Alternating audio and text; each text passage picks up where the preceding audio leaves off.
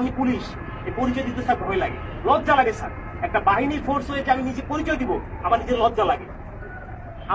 আমি একটা ছোট উদাহরণ দিই স্যার, আমি আসার পর যতটুকু দেখছি, এই যে জাতীয় সংসদ নির্বাচন, শেষ যে নির্বাচনটা হয়ে গেছে স্যার, এই নির্বাচনে একক যে নির্বাচনটা হয়ে গেছে, পুলিশ কি ব্যবহার করে যে নির্বাচনটা হয়ে গেছে, নির্বাচনে সারা বাংলাদেশে এককভাবে মামলা হচ্ছে স্যার।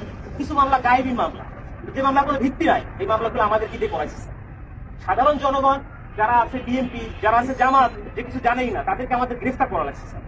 জনগণের মধ্যে আমাদের যে শত্রুতা, দৈরাত্ম সৃষ্টি হয়েছে স্যার, এই সাম্প্রতিক সময়ে এই একটা বিষয় থেকে আমাদেরকে নির্দেশনা দিচ্ছে যে এলাকায় কোনো বিএনপি জামাত থাকতে পারবে না, এলাকায় কোনো অন্য ভিন্ন ধর্মাবলম্বী কোনো কিছু থাকতে পারবে না। আমার এসপি স্যারকে তো আর মানুষ জানে না যে এটা আমার এসপি স্যারের কমান্ড ছিল, আমার ডিএজি স্যারের কমান্ড ছিল, এটা তো মানুষ জানে না। মানুষ জানে যে এটা আমি একজন সাব ইন্সপেক্টর, আমি এটা করছি। সন্তোষ নামে একজন সাব ইন্সপেক্টরকে মেরে ঝুলাই দিচ্ছে, রাখছিল কি সাম্প্রতিক